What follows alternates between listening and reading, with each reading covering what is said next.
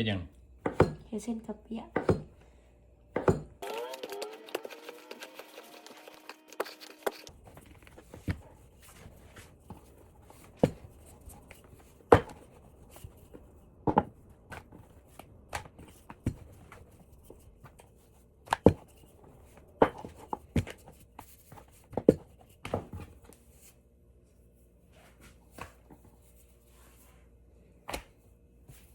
จากนี้แล้วเป็นแผ่นแล้วก็มาโยงเฮียงกันเนาะเอา3-4แผ่นที่เฮา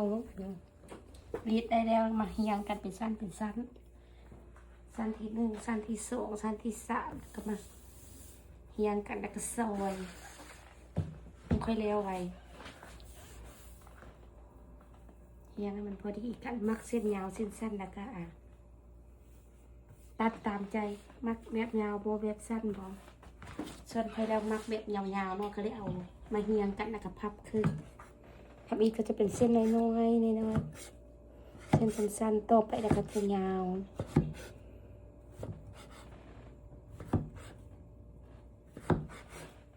นี่คือโครงงานเส้นกระเปียก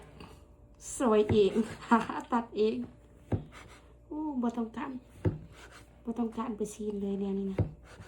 มีแต่มีดกับเขียนกันแล้ว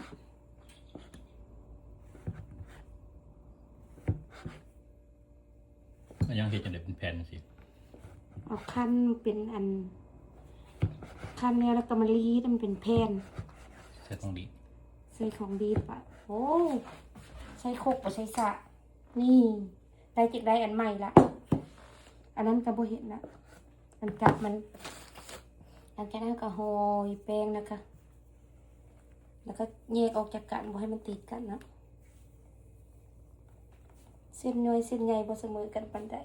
โอ้โหโ